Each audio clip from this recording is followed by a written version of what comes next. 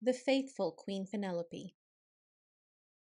For 10 long years, the greatest warriors of Greece fought beneath the walls of Troy.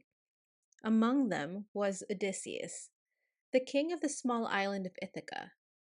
Before sailing to war, he left behind his young son Telemachus and his beloved wife Penelope, promising that one day he would return. But wars have a way of swallowing promises. Years passed with no word from Troy. Then, when the city finally fell, Odysseus did not come home. Months became years, years became a decade. Many believed he had perished at sea. Others whispered that the gods had abandoned him. Only Penelope refused to believe that her husband was gone forever. As Queen of Ithaca, Penelope faced a problem unlike any other. Without a king, the island's greatest noblemen gathered inside her palace, each hoping to marry her and claim Odysseus' throne for himself.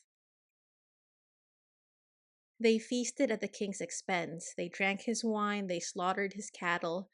Day after day, they filled the palace with noise, laughter, and growing impatience. They demanded that Penelope choose a husband. But Penelope was no ordinary queen. She had inherited something every bit as valuable as Odysseus' strength, his cleverness. Rather than refuse the suitors outright, she offered them a promise. "There is one duty I must complete before I can think of marriage," she said. "When I have finished weaving a burial shroud for my elderly father-in-law Laertes, I will choose one of you as my husband." The suitors agreed.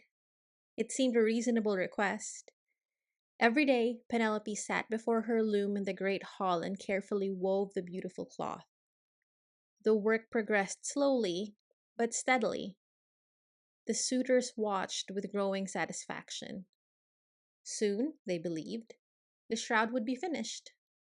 And with it, Penelope's excuses. But every night, after the palace had fallen asleep, Penelope returned to the loom. By the light of a single lamp, she quietly unraveled everything she had woven that day, thread by thread, hour after hour. Each morning, the shroud appeared only slightly larger than before, and so the days became months and the months became years, and for 3 full years, Penelope deceived the suitors. By day she wove, by night she unwove. The cloth never seemed to reach completion. The suitors grew frustrated. Some suspected trickery, but no one could prove it. Until one night, everything changed.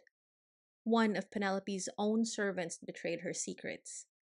The disloyal maid revealed the truth to the waiting suitors.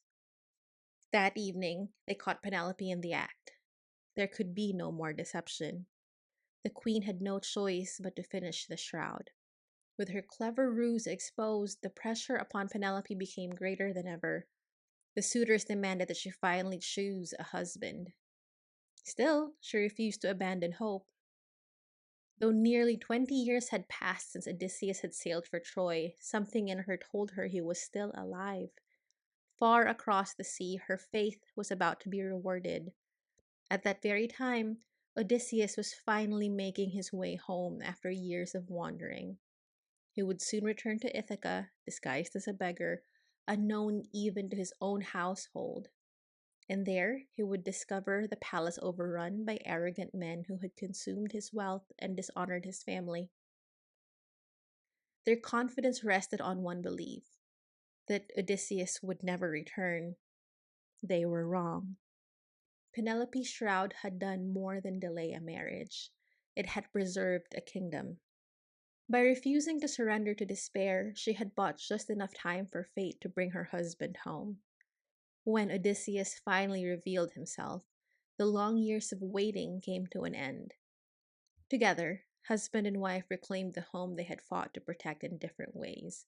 Odysseus with courage, Penelope with patience.